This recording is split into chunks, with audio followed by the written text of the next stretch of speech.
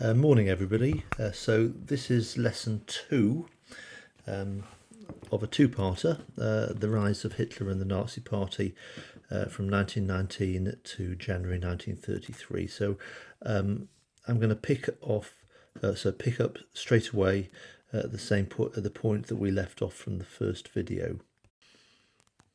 Okay, so hopefully you've got your own mind map in front of you, and you've mapped on your mind maps the key points for the first strands that we covered last in the first online lesson, and that's the screen you're looking at there is the position that we have reached in this lesson. Okay, so without sort of going through all the points again, I'm just going to quickly zoom in, so just so you can pause the screen and remind yourself of the points that have been covered so far. So we started off looking at the birth of the Nazis, extreme right-wing political party, vague ideology, party of hatred, and certainly until 1923 very much of a fringe revolutionary party, paramilitary. So their methods until that point were outside normal politics. And of course, that resulted in failure with the beer hall putsch.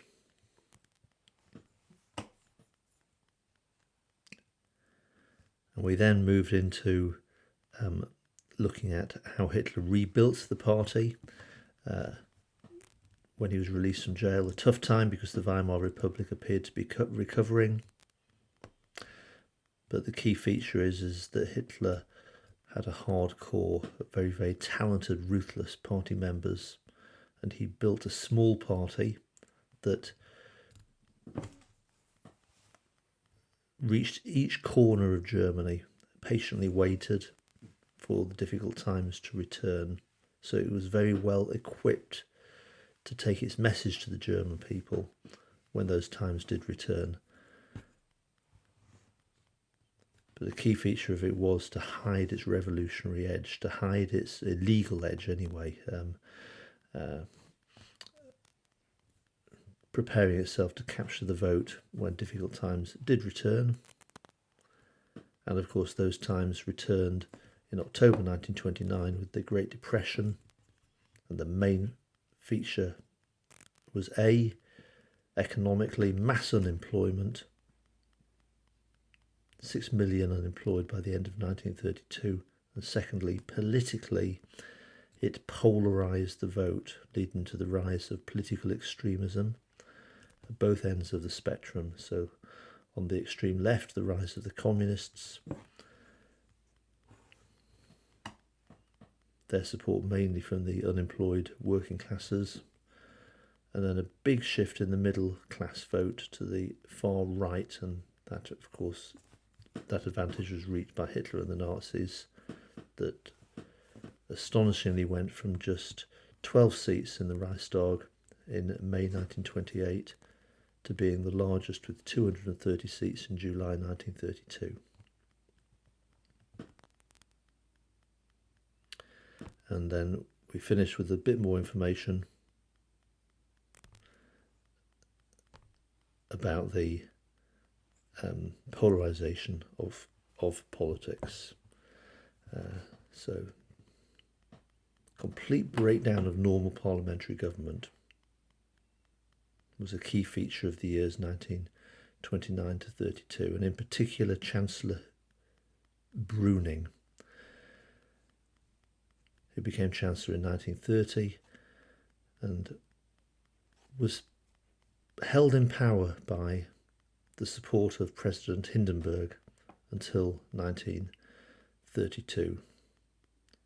And Brüning's solution was effectively to do nothing. He was nicknamed the Hunger Chancellor. So those are the sort of key points that were there. That kind of sets us up nicely for where we will go then with this particular lesson, where we're going to be focusing very much then on the years 1930 to January 1933, and we're going to look at the immediate circumstances that brought Hitler and the Nazi Party into government. So last lesson was very much focusing on the longer term issues going back to 1919. This lesson is focusing very much on the sort of immediate short term reasons, causes for the rise to power of Adolf Hitler and the Nazi Party, focusing in particular on the notion of support, the nature of Nazi support, both in terms of votes, but also in terms of the key people in the corridors of power who were able to support Hitler, manoeuvre him into the position that he was looking for, which was Chancellor of Germany, head of government of Germany, of the Weimar Republic. Okay, so we'll start with this strand then, Nazi support. Okay, so again, have a quick look. So as we go through the information, hopefully you've got the mind map in front of you, and you should be, as always, if you were physically in school, mapping the key points off the mind map. Okay, so have a quick look at the strands that you need to be adding information to. And as always, I'll begin with a summary, and then you can sort of work on the detail that sits beneath it. Okay, so in a nutshell. Okay, so remember, we're using the excellent prologue from Evans's book, The Third Reich in Power. Evans argues that Nazism was largely a middle-class phenomenon. Okay, so in terms of support, that means both in terms of votes, and we've seen there was a big turnaround, big increase in votes for the Nazi Party in the early 1930s, but also in terms of membership. Okay, it was a largely middle-class phenomenon. So as we know, the middle classes had been disillusioned by the Republic ever since 1919. Okay, now, I'm not going to backtrack through all of those points. We've made those points consistently over the last couple of lessons, looking at the reasons for that. Okay, but what then happened in 1929 to 30, with the onset of the Great Depression, an additional emotion was added: fear of communism.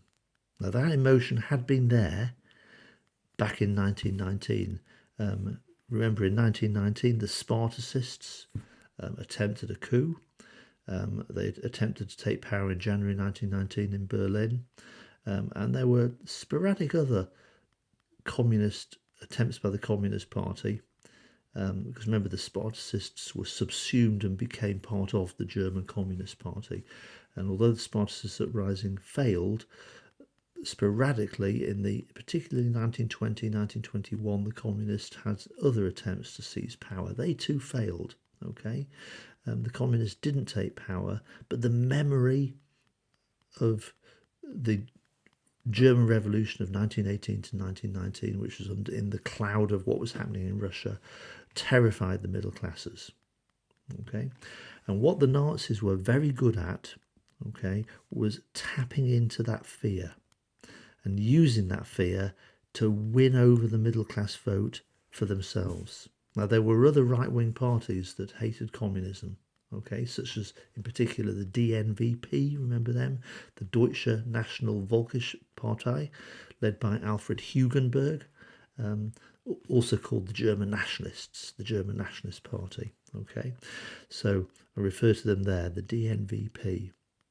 Up to 1929, the middle classes had tended to vote for other more moderate right-wing parties, okay, such as the DNVP. I mean, they were still fairly far on the right, radical in their views, but the Nazis somehow stood out as being more different, okay, on the very far right. And what made them different, okay, from other right-wing political parties? Okay, like other right-wing political parties, their support was middle class, okay, but it was especially the lower middle class, especially the Mittelstand, okay. that's an important feature. Again, you'll remember when we did the lessons about social class in Germany, do you remember the key feature about the Mittelstand?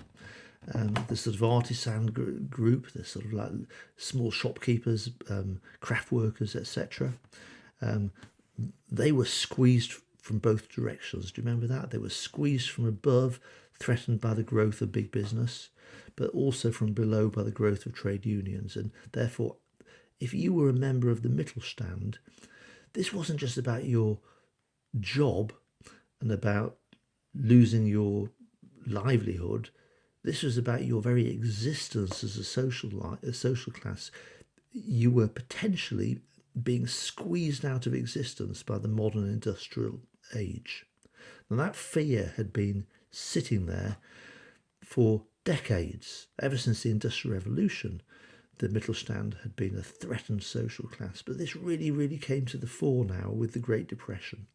Okay, that sort of fear of being lost, of being subsumed, pulled back into the lower levels and losing their identity with the growth of communism. And the Nazis in particular, more than any other party, tapped into the Mittelstand fear. So they were particularly a lower middle class party. They did get a lot of support from the professional middle classes, from the educated middle classes, from businesses, etc. But the Mittelstand in particular, so that's a key point.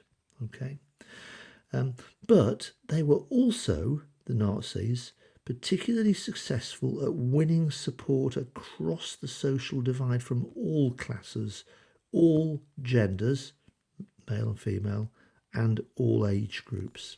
Okay, the Nazis, and I think Evans uses the phrase that they were a catch-all party of protest, a catch-all party. So what this basically means is if you were to take other political parties that were out there campaigning for votes in the early 1930s, let's say, for example, the Social Democrats. The Social Democrats were a very successful party. Their voting base was largely the working classes, in particular the employed workers. Okay, and they did well. But the Social Democrats really were not capable of catching the vote of the middle classes or the upper classes because they were very much seen to be a left-wing party. So the Social Democrats were not a catch-all party. Their vote was what we call sectional. Okay, their vote specifically came from one section of the social pyramid. Okay, so again, perhaps if we think of our social pyramid.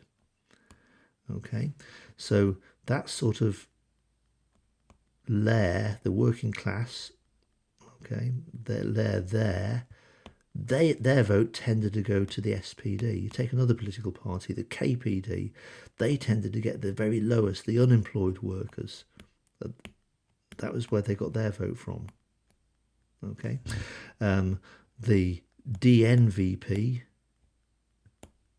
tended to get their vote from, I'll take that slice there, the sort of more the wealthy middle classes, the industrialists. Okay, now the Nazi Party, the NSDAP, yes, they tended to mainly get their vote from that slice there, the lower middle class. But what made the Nazis different from any other political party is they were a catch-all party. Their message also appealed to the upper classes, the conventional middle classes, the employed workers and the unemployed workers to some extent. They were able to slice some of the vote from each of the levels of the social pyramid. So they were a catch-all party. Okay, and the reason they were a catch-all party is they put a huge emphasis on the Germany bit, the German nationalism. Okay, we are German. We are a German party, and Germanness was something that crossed social divides. You could have upper class Germans, middle class Germans, working class Germans. Okay, and the big emphasis on the Germanness. Now, Other parties, like the DMVP, tried that, but they were not as effective as putting that message across. Whereas Hitler and the Nazis were very, very good at putting across the message that we're a different type of party. We are a party that represents all Germans of all social classes. Whereas the other political parties were less effective at that. Okay, so that's the sort of key point there. In contrast to other parties, they were a party for all Germans. Okay, so that's the first thing. Okay, secondly, they were also a party of action, not just talk. And remember, the Nazis had a private army, the SA, the brown shirts. And unlike the other political parties tended to operate mainly within conventional politics. Okay, so they gave speeches. They argued in the Reichstag and in the local Landtag assemblies about what they wanted to do and achieve if they were to take power. But the Nazis, they took their message to the streets. Now, the other political parties took their message to the streets, but they did it in a very traditional way.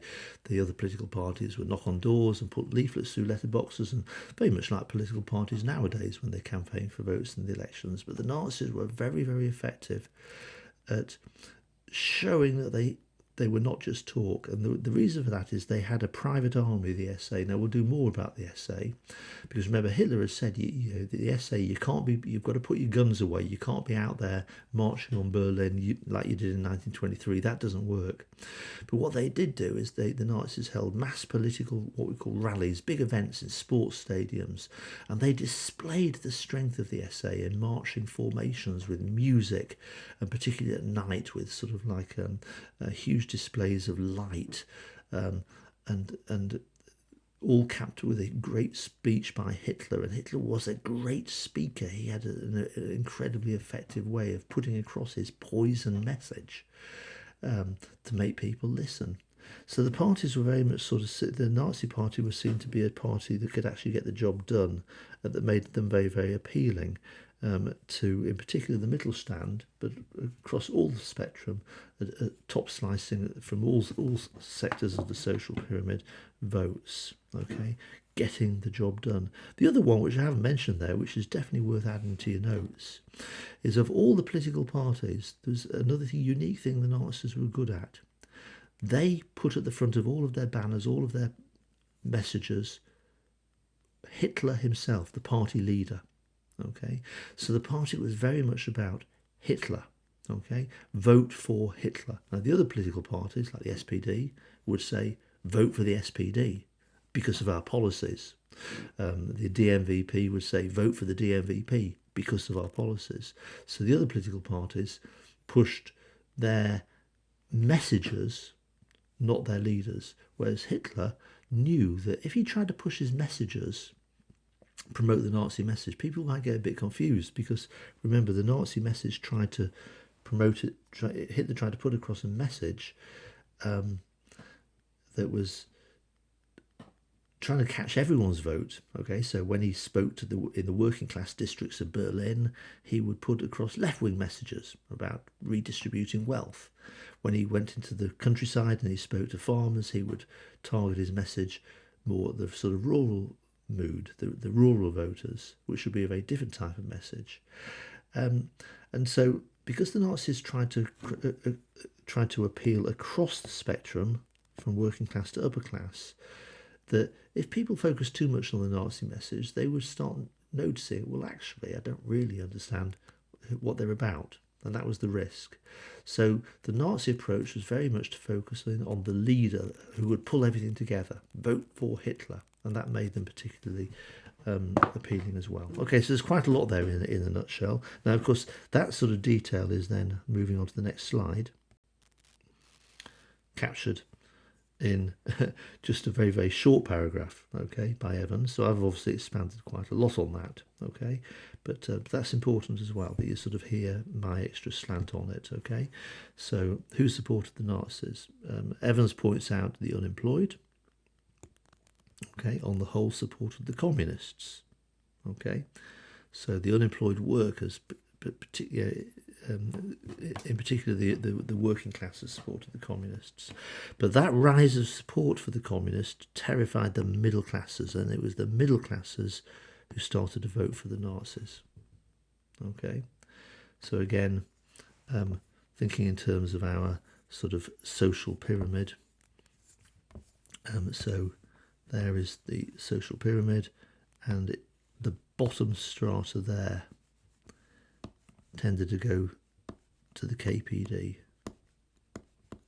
Okay, and I'll put the symbol, the swastika image of the Nazi Party. Okay, in particular, the next level up, okay, which was the middle. I'll put M for Mittelstand or MIT, but also the middle classes. Okay, I'll put MC. I mean, they're all middle classes. Okay, Mittelstand were middle class as well, but we're talking about the Mittelstand being the lower middle class, and then the other middle classes, they tended to swing to the Nazis. Okay, now previously these groups in the middle had tended to vote for the DNVP, so their voters swung much more over to the extreme. So again, if I were to sort of represent that as a sort of our political spectrum from left to right, okay, so you've got your political parties, KPD on the extreme left, and you've got the Nazis on the extreme right. And then you've got the SPD and the Catholic Centre and the other political parties. I won't put them all down. And then you've got your DNVP, which was the more traditional middle class party. Okay, so you've got our social classes. You've got the working classes, and they traditionally had voted for the SPD. Okay, and then you've got the middle classes here. Now the middle classes had traditionally voted, and what I'll do here is I'll just change the colour of the pen. So the traditional vote is in red. So the working classes traditionally voted for the SPD, and the middle classes traditionally tended to vote for the DNVP and the Catholic Centre and other middle class parties there. But what very much happened now, and I'll use black for this, with the Great Depression. After 1929, the middle class vote swung to the far right, and because many workers were out of work, much of the working class vote swung to the far left. So the parties that benefited were the KPD and the Nazi Party. Let's pull back a bit. Okay, so there's the point from Evans that the middle classes abandoned the conventional right wing, the political centre. So prior to 1929, the middle classes supported the democratic parties in the middle. So again, you can sort of see that in the first graphics there. So the Nazis on the extreme right here really hadn't captured the vote. That's the 3%, that's the 12 seats. So the parties in the middle, 50%. Okay, so in other words, collectively they were able to command just about a majority and able to govern Germany, the parties in the middle. But what then happened in September 1930, because remember 1929 was the beginning of the Great Depression, so what then happened is you swing that down and make that comparison, and of course what you can clearly therefore see is a massive swing to the Nazis and an increase of the KPD, but the parties in the middle have dropped their support and gone to 43%. They can no longer command sufficient support to govern Germany, to form coalitions. Remember, you need to have 50% or more to form a coalition government. And what that basically means, to form a coalition government, they're going to have to, if you are the leader of a political party and you want to form a coalition government, you're going to have to either bring into your government the KPD or the Nazis, one of the two. And neither party was prepared to cooperate with government. They were both revolutionary. They wanted to bring down the system, and that was the problem. Clearly, the two parties are not going to work together because they were at opposite ends of the spectrum as well. That's the point there. There's a Communist Party campaign poster from 1932 there, making the point that the KPD significantly increased their support between 1930 and 32 as well. And then in paragraph 5, Evans then really talks about the dynamic appeal of Nazism. These are the sorts of points that I was emphasising earlier. So Evans argues that although Nazi support was mainly drawn from the middle classes, they had a unique selling point. Their appeal had less to do with policies and more to do with image. Sorry, I'm on the wrong pen there. Less to do with politics, more to do with image. And that their appeal was to all social classes. Okay, a catch-all party of social protest, middle class. But they also drew some support from all the other social classes. So they were... They drew support across the sections, whereas the other political parties were more sectional in their support. Make sure you use the correct vocabulary when talking about this. And Nazi appeal had more to do with an image of strength, and in particular, as I say, it's not actually mentioned there, Evans doesn't particularly mention it, but focusing in on Hitler himself. And the key image they projected was recreating the spirit of 1914. A national community, all Germans, irrespective of class, come together. That's what they were about. And the Nazis, very, very clever at being able to modify and adapt their appeal depending on the particular groups they were speaking to. So how they delivered their message in the cities was very different from how they delivered it in the countryside, etc., etc. Okay, so all of those points are delivered in that 5th paragraph there. So again, you can just read through that paragraph and make sure you've picked up those key points. Okay. There's the point about particularly targeting the Mittelstand, the lower middle classes. And there's a typical sort of picture that was very targeting sort of like, in particular, the craftsmen in the countryside, the sort of small business owners, okay, were very, very attracted to the Nazi message of a people's community. The phrase is Volksgemeinschaft, a people's community. So, Volksgenossen, a national comrade. Okay, the lower middle classes were seen to be the ultimate, the best Germans were drawn from there, but also small farmers. Okay, very, very strong appeal to the countryside for the reasons we've said, not least because remember the party was social Darwinist, and social Darwinism was very much anti-modern age. It was promoting the law of nature. Remember, communism came out of the modern age, and Nazis promised to return to the simple values of the past, almost like a simple peasant existence, a return to the values of villagers and village life. Huge contradiction there, because of course when Hitler did come to power, he needed to modernise Germany to make weapons to win wars. So in fact he was not able to deliver on that promise at all, but the core support tended to come from farmers and lower middle classes.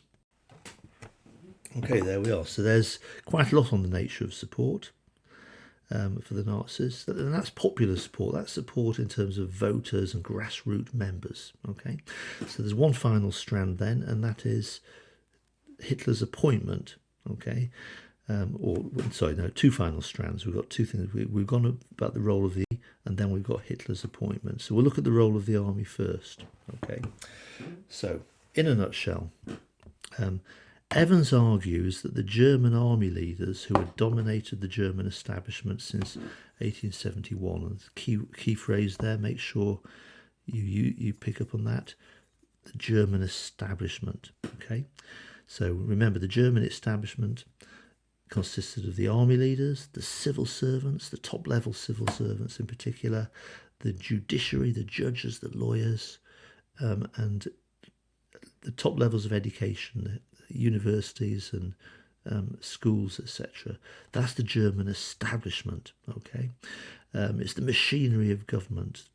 Okay, that we're talking about here, and remember the Eber-Gruner Pact of 10th of November 1918 had preserved the traditional establishment of the Kaiserreich, of the Second Reich, had been kept inside the Weimar Republic.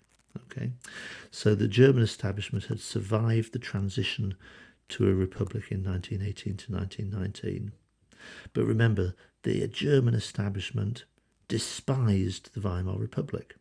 They harked back. They wanted to restore the values of the Second Reich because in the days of the Second Reich, it was a much more authoritarian setup. Okay, then of course in the Weimar Republic, ordinary people had been admitted into decision making. Women had been given the vote, and the Reichstag had been given more power. Government was accountable to the Reichstag.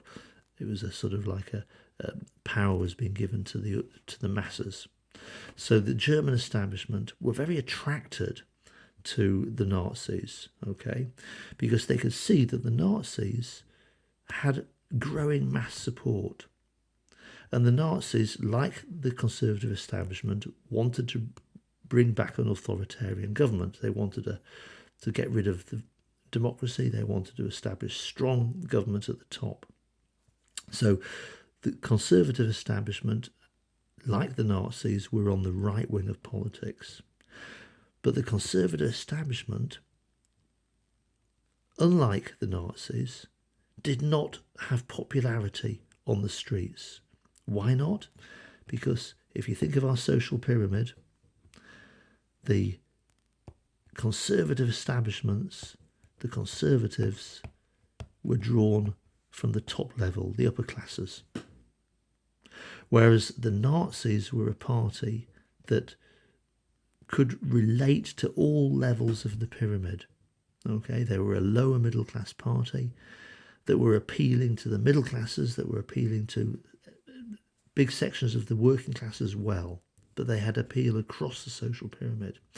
So Hitler and the Nazis had what the conservatives did not have. They had mass popularity with ordinary Germans, and that made Hitler and the Nazis very attractive to the conservatives. They thought, well, we can use this guy because he's got what we don't have. He has got popular support.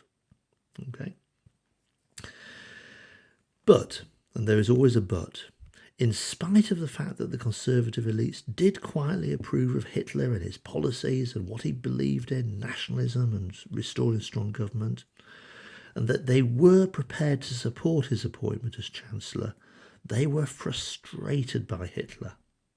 Okay, because Hitler did not want to be used by the conservatives, and Hitler could see through the conservatives. The conservatives that were thinking, well, we could make Hitler Chancellor, and he's just, he's a very popular guy, he's got lots of support, we make him Chancellor, but he's a bit common and he's a bit crude, and we will pull his strings, and we will ultimately, when he's in office and running the country as Chancellor, he'll be our puppet. And Hitler could see through that. He didn't want to be their puppet. He didn't want that. Hitler would only accept the position of Chancellor on his own terms. Okay, so for example, in August 1932, there was President Hindenburg, who was the head of state, approached Hitler on behalf of the conservative establishment and had a serious conversation with Hitler about, would you be prepared to accept the position of Chancellor, but on our terms as the conservatives? And Hitler said, no, I want it on my terms. I want to have full power. And Hindenburg just threw him out of the office in disgust and said, I'm not prepared to give you the position of chancellorship unless you are prepared to do it to take that job on our terms. And Hitler said, no, I'm not prepared to. So that frustration can be seen because in the summer of 1932, remember Chancellor Brüning, he's been running Germany from 1930 to 32, best part of 2.5 years. And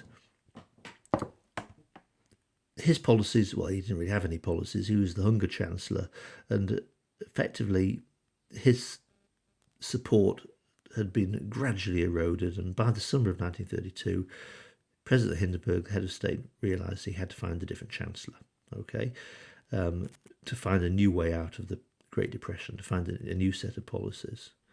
And that was in the context of Hitler being approached. But it didn't work. So in frustration, the conservative elites, the establishment, instead chose to appoint a new man as chancellor, a man called Franz von Papen, who happened to be a close friend of President Hindenburg. Now, von Papen, his allegiance, if anything, was to the Catholic Centre Party, but he actually I don't think he actually belonged to a political party. He was an upper class. He was the epitome of the upper classes, had no support, no popular support. The ordinary Germans couldn't relate to him, but he was made chancellor in the summer of 1932. And yet, in the elections of July 1932, the Nazis absolutely stormed the election. They didn't get 50%, but they suddenly became the largest political party with an astonishing 37% of the vote.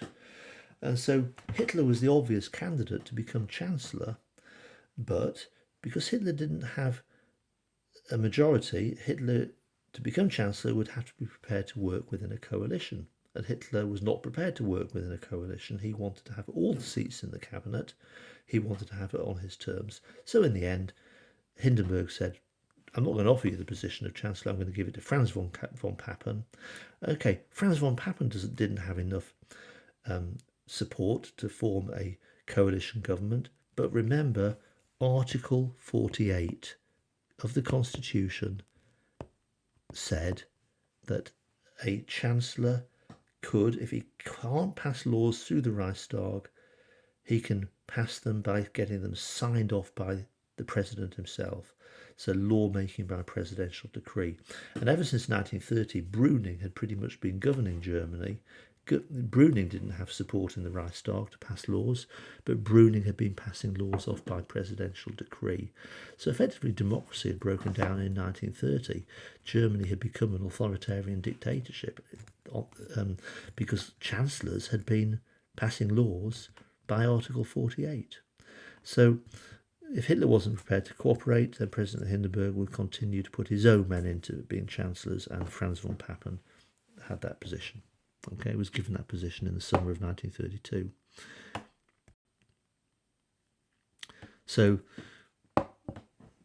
that paragraph is there by Evans. You can read that paragraph again. Let's pick up the sort of key points that Evans points out. Okay, so the German army, its significance in the rise to power cannot be underestimated. Okay.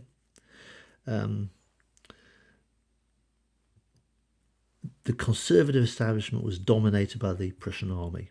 Okay, that's the sort of the key thing. Remember, the Prussian army had created Germany in 1871. So when we're talking about people like President Hindenburg and these conservative elites, they were army men. And that's why they valued strong government from above, because the Prussian army was not a democracy. What made the Prussian army so great and effective was the fact that orders were given from above. And so they, in the end, they are trying to sort of like pass the values of the army on to government. Okay, so Brüning had been ruling since 1930 with Article 48. Basically, his laws were not passed by the Reichstag because he didn't have support. And Brüning was getting all his laws signed off by President Hindenburg. And the army liked that because that basically meant ordinary people, common people, the Reichstag was cut out of lawmaking. So Article 48 was favoured by the army. The army was convinced that Article 48 was the way forward. But unfortunately, Brüning did not have popular support. Brüning was unpopular with ordinary Germans. So the army became convinced that they needed to find a chancellor, a man who could become chancellor, who would continue passing laws through Article 48, but who had lots of votes. Okay? So the army leaders, therefore, conspired to remove Brüning, and in the summer of 1932, the army hoped to persuade Hitler to accept the chancellorship on their terms. Okay, and hence Hitler had the meeting with President Hindenburg. And the army hoped that if basically Hitler accepted the position of chancellor, that Hitler would then use his position to work with the army to destroy democracy and to bring back the way it had been before 1918, okay, in which the Reichstag had little power. But unlike the position before 1918, this new government would have a genuine support on the streets. So Brüning was sacked as Chancellor in July 1932, but because Hitler refused to cooperate, when he was sounded out about accepting the chancellorship, in frustration they found an alternative man to be Chancellor, and this was Franz von Papen.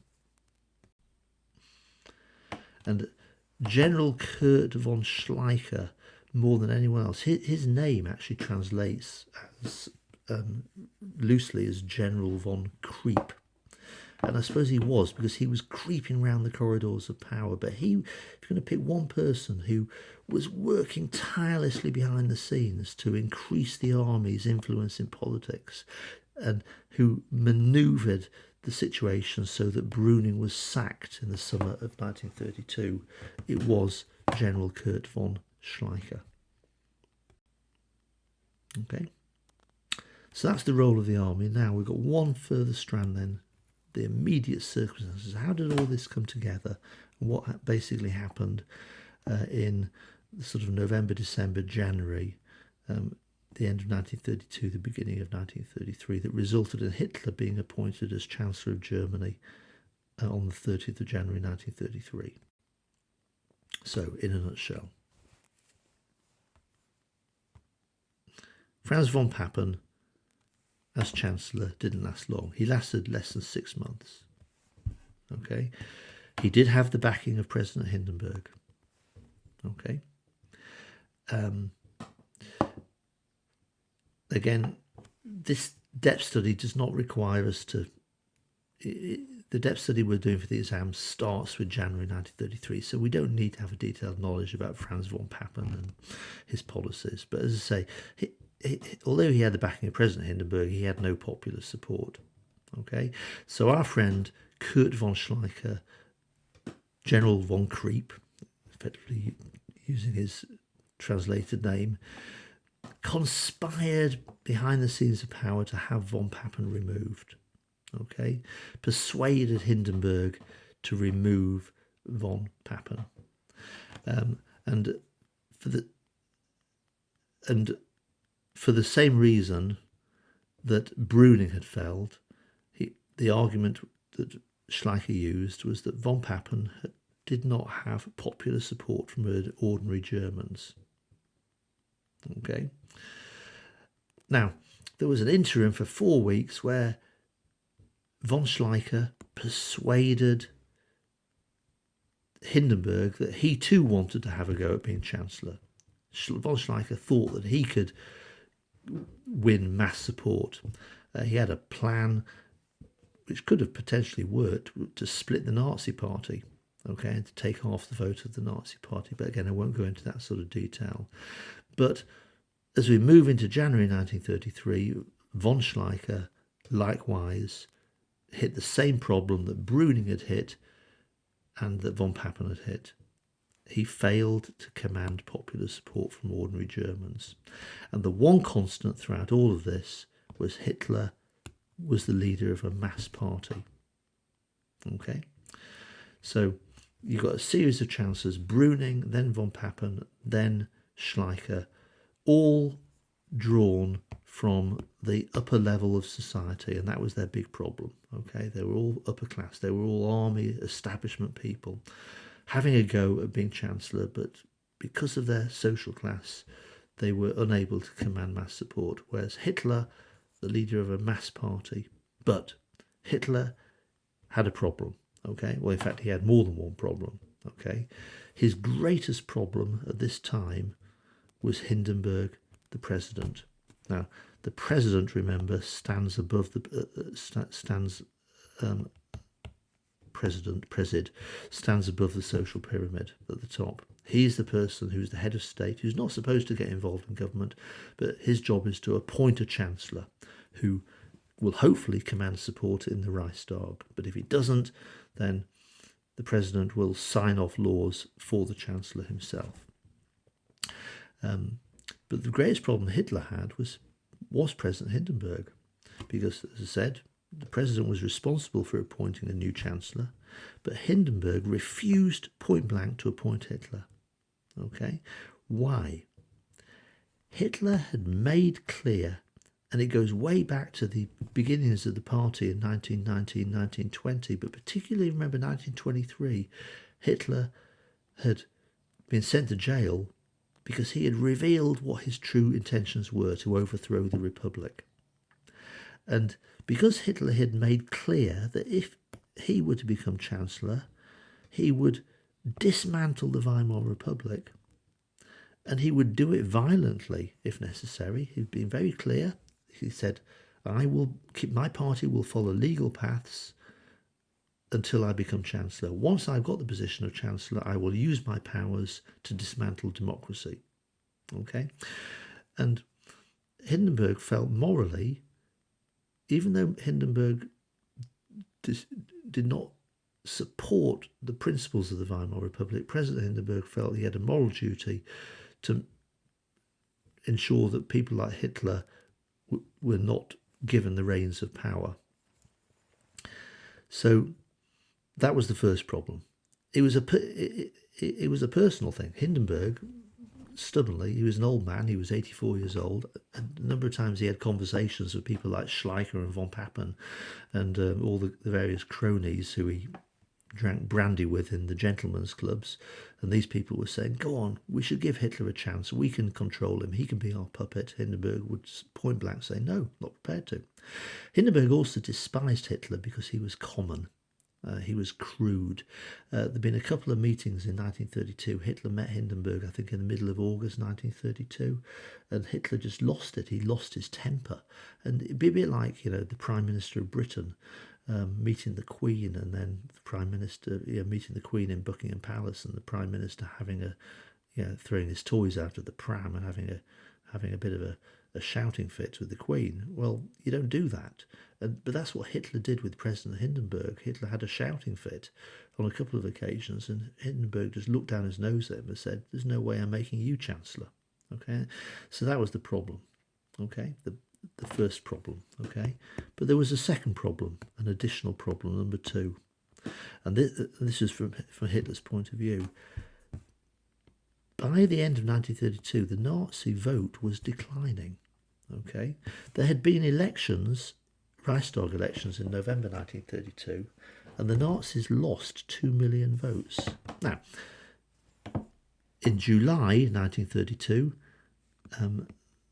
the Nazis, so I just need to make a bit of space here for my notes, but in July 1932, the Nazis achieved 37% of the vote, and 37% was 230 seats. In November, 1932, just 4 months later, the Nazis' vote went down to 33%, which was 196 of the seats. Okay, now that's they're still the largest party, but the point is they have peaked and in terms of the trajectory, it now looked as if they're starting to lose votes. And they did. 2 million people changed their minds in November. 2 million people who had voted for the Nazis in July decided to vote for other parties. And that was worrying for Hitler. Okay? And there, I think, is our key point. Hitler was worried. And up until now, Hitler's tack has always been to be stubborn. I'm only going to accept the chancellorship on my terms. He's been offered the chancellorship, but he's not prepared to accept it unless it was on his terms. Now Hitler was seriously worried that if he doesn't accept the offer of the chancellorship, then he may not be offered it again. That was the worry. Okay, so Evans argues there that the most immediate reason why Hitler replaced Kurt von Schleicher as Chancellor of Germany actually had little to do with Nazi popularity. If you take the line that Hitler became Chancellor because of popularity, then it would raise the issues. Well, why wasn't Hitler made Chancellor in July 1932 when their vote peaked? Okay. But Hitler was offered the chancellorship and accepted the chancellorship in January 1933 at a time that their vote was declining.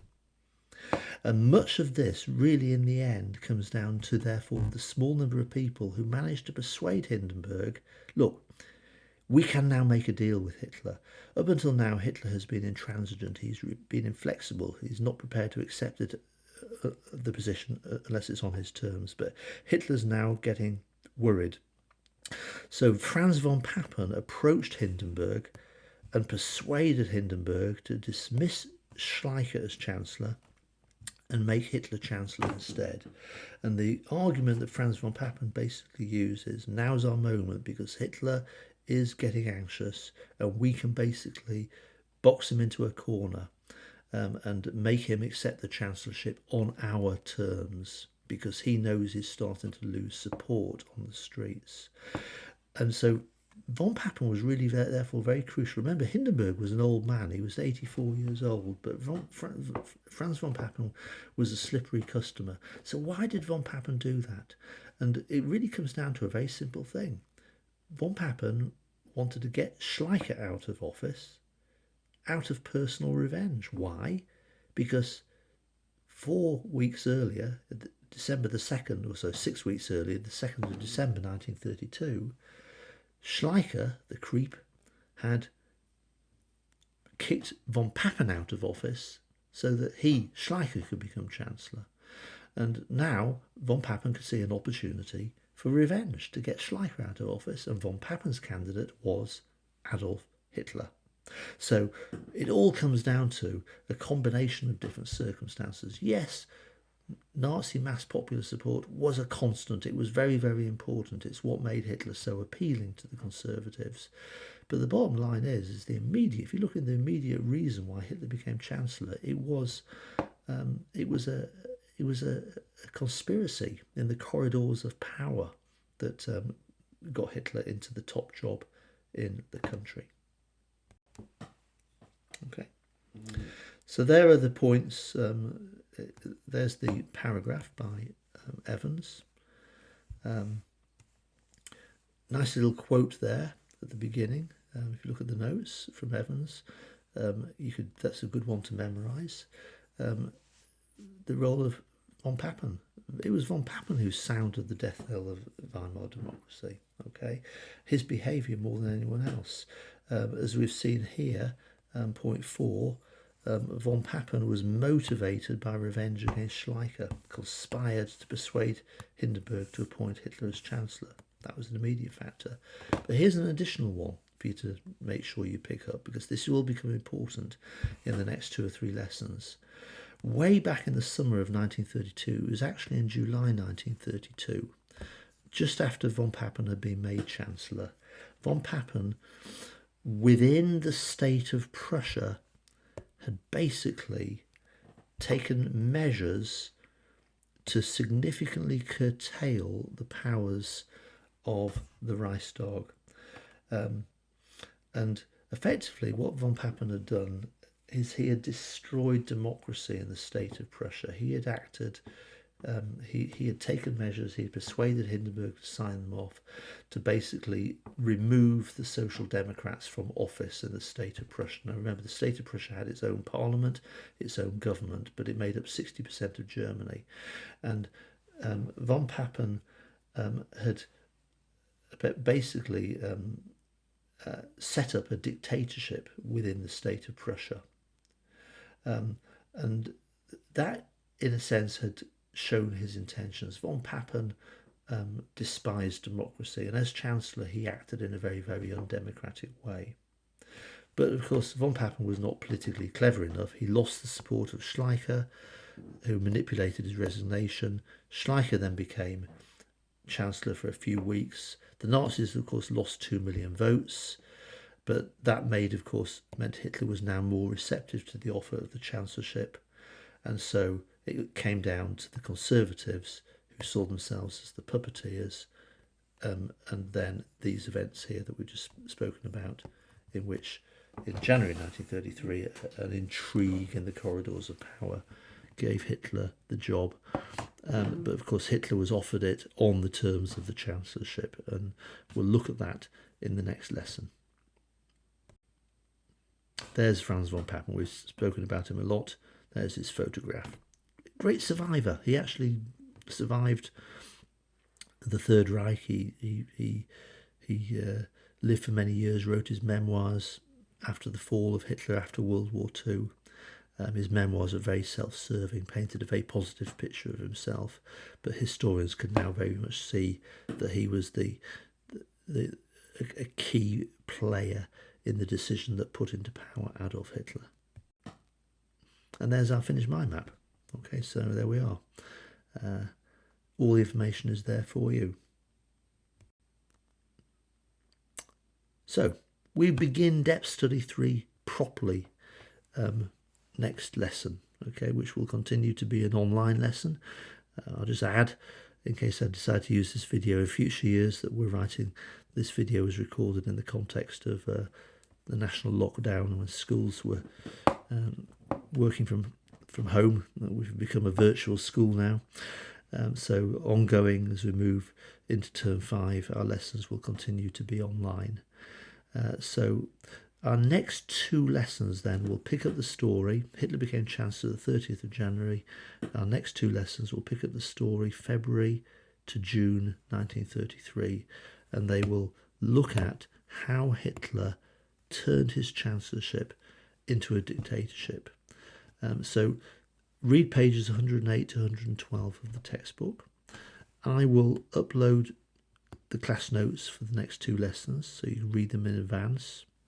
And think about those points, okay? What were the obstacles that stood in Hitler's way when he was appointed Chancellor in January 1933? He was not dictator, he was just Chancellor.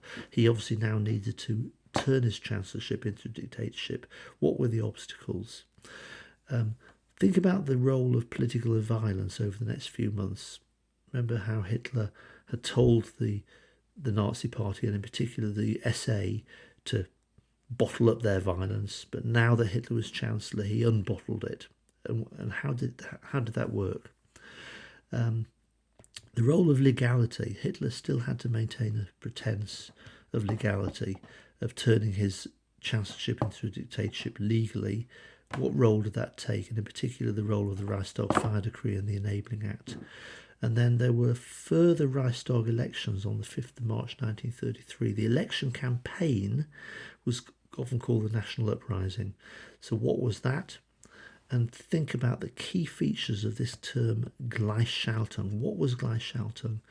And how did that work? So those, we'll do 2 lessons, because there's a lot. We need 2 hours to cover all of this. But that will begin Depth Study 3 properly. That's it. That's the end of this video. Hopefully that was useful for you. I'm going to sign off now.